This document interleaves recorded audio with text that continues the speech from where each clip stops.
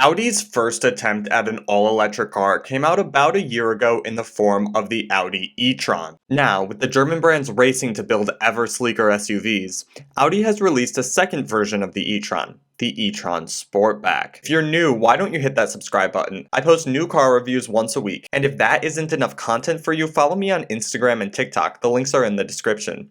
And a special thanks to Audi of Milwaukee for letting me film with this E-Tron Sportback.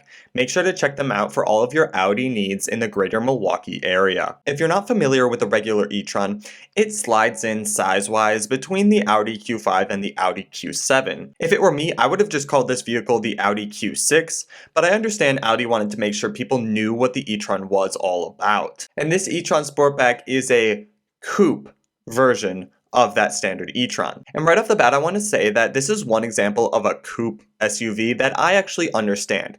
You see, in electric cars, range is everything. The more aerodynamic shape gives the Sportback 14 more miles of range compared to the standard e-tron, 218 miles versus 204 miles. So although it loses interior space, the e-tron Sportback gains range. And this is a trend you see in other electric SUVs as well. The Jaguar I-Pace's rear window is so sloped that it doesn't even have a rear wiper, and the profile of the Tesla SUVs is definitely coupey. Speaking of Teslas, the model you see here had just been sold before I arrived at the dealership to a man trading in his Model X. The salesman said they get a lot of Tesla owners looking for more quality in their electric vehicles. And Audi definitely offers that. Not only is the cabin futuristic and modern, it is of the highest level of fit and finish. If Tony Stark were alive, I know he would approve of the e-tron. Audi has a reputation for building amazing interiors, and the e-tron and e-tron Sportback are no exceptions. They feature the same dual-screen layout found in the A8. I'm normally against replacing physical buttons with screens, but both of the screens in the e-tron require you to press, not tap, which gives a level of reassurance while driving.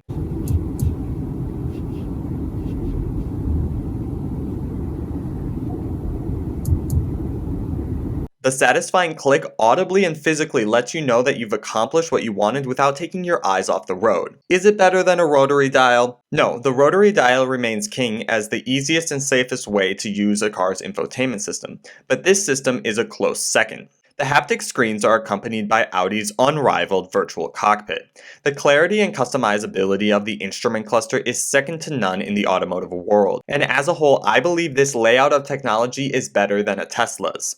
No, you can't watch Netflix or play games while stationary, but it is far easier to operate on the go, and the addition of Apple CarPlay and Android Auto brings the best operating systems in the world into the car. Moving on to practicality, the front is just big enough for the charging cables, which leaves the cargo space, some 6.7 cubic feet smaller than the standard e-tron, free for whatever it is you need to carry. In the back seats, my hair brushes up against the ceiling, and I'm 6'1", but I wasn't uncomfortable. Though I would say if you plan to haul tall people around in the back of your e-tron a lot, the standard version is for you. So whenever you talk about all electric vehicles, you have to mention the elephant in the room. Tesla. I would like to bring up 3 areas where Teslas are still far ahead of the competition, including Audi: performance, range, and charging infrastructure. The e-tron is 1.1 seconds slower to 60 than the Tesla Model X long range, 5.5 and 4.4 respectively. The e-tron also travels 110 miles less per charge with a battery that is only 5% smaller than the Tesla Model X long range. And Tesla's supercharging network is far more extensive than Electrify America, which Audi has partnered with at present. So you might be thinking, why would anyone buy an e-tron?